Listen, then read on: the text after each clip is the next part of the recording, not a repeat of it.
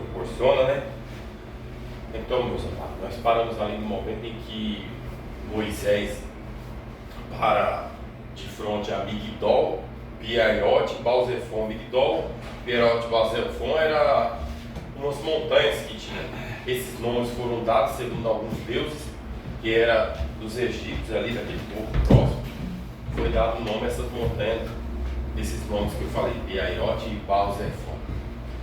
Aí a Bíblia diz, meus irmãos, que Moisés, quando, voltando lá atrás, quando José entra no Egito, entra José, foi o primeiro, depois seu pai e mais 70 pessoas.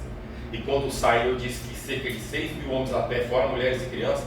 Então há praticamente um colegiado ali de pessoas, de quase 3 milhões de pessoas. Moisés agora está liderando, mulheres e crianças, fora as mulheres gestantes e animais. Agora Moisés está tomando conta de um povo grande e numeroso. Aí a Bíblia diz que de frente ao mar estão tranquilos, em paz, sem nenhuma preocupação. Mas a Bíblia fala que Faraó se levanta para ir atrás dele. E a Bíblia diz que Deus ia ser glorificado em Faraó. Bom dia, meu amado. Deus ia ser glorificado em Faraó. Como que Deus ia ser glorificado em Faraó? Todas as coisas que acontecem é para que o nome do Senhor seja glorificado. Lá em Romanos está escrito que nem a morte, nem a espada, nem o porvir, nada, nem coisas de algum desse século pode nos separar do amor de Cristo. Então tudo que acontece é para que o nome do Senhor seja glorificado. Muitas das vezes nós passamos por um momento de enfermidade que parece até que você vai morrer. Aí você recebe a cura, você vai dar o testemunho para quem? Para Deus. Quem te curou? Deus. O nome do Senhor é glorificado até no meio da enfermidade. Era uma grande tragédia, porque se os faraó e os carros e os soldados dele chegassem e alcançassem o povo, os hebreus, ia ser uma matança terrível. Mas a Bíblia diz, meus irmãos, que Deus é Deus de livramento. Aí a Bíblia fala que todo o povo começou a temer, porque avistaram os carros de faraó e avistaram as buzinas de longe. Falaram, e agora o que nós vamos fazer? Aí a Bíblia diz que lá em Êxodo, a Bíblia fala que lá no livro de Êxodo, capítulo de número 13 ou 14, diz que o povo já estava clamando, está escrito no versículo lá. E o Senhor pelejará por vós e vós calareis, 14 e 15. Levanta-te e diz para que os filhos de Israel, para que eles marchem. Então Deus já tinha falado, eu vou me levantar no versículo 14, capítulo 14, e no versículo 15 Deus fala, agora não é mais tempo de você ficar parado, é tempo de se levantar e marchar. Aí o povo falou, vamos marchar para onde? Se do lado tem uma montanha, quem consegue subir o monte? Do outro tem outra, e de frente está o mar vermelho.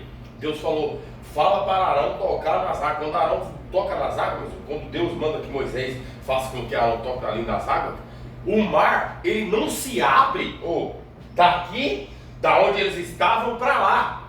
Deus, ele estava, mais uma vez, ele estava testando os hebreus para provar para eles que o controle estava na mão dele. A Bíblia fala que o mar, quando ele toca, ele se abre ao contrário, ele se abre de lá para cá. Quando eles veem isso, o povo de Faraó, quando vem de longe, os exércitos de Faraó, e vê aquilo, ele já começa a se assustar. Em outra, Deus coloca a coluna de fogo como proteção, que era a coluna de fogo.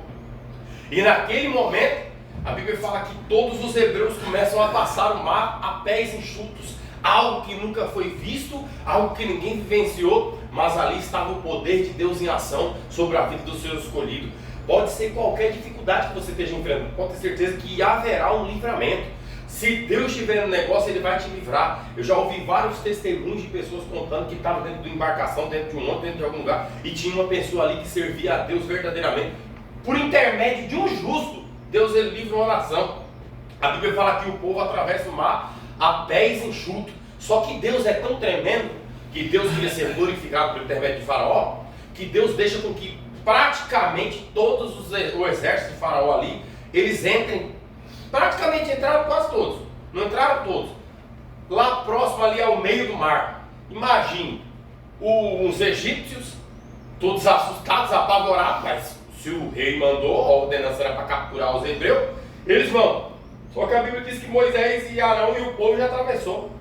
Então ele toca nas águas mais uma vez. Quando ele tocou nas águas mais uma vez, o mar se fechou, engoliu os carros, engoliu os soldados, e Faraó foi humilhado. E ali o nome do Senhor foi glorificado pelo intermédio de Faraó, porque a grande nação, os egípcios, poder absoluto daquela época, eles entenderam que o maior poder não estava na mão de um homem, o maior poder não estava na cadeira de um homem, o maior poder ele vinha do alto, ele vinha de Deus. Muitas das vezes nós nos frustramos porque nós acreditamos na cadeira de baixo, mas a bênção que nós precisamos, ela não vem da cadeira de baixo, ela vem do trono de cima.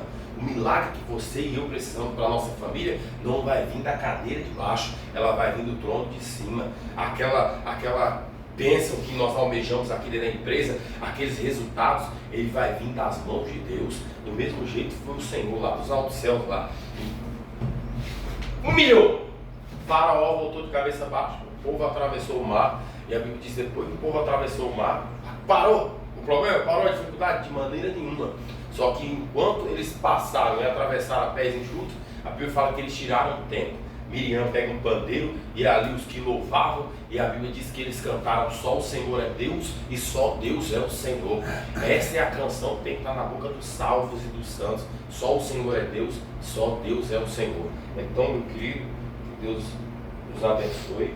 Vou ver aqui, ó, que é 51. Amanhã a gente dá continuidade. Amém.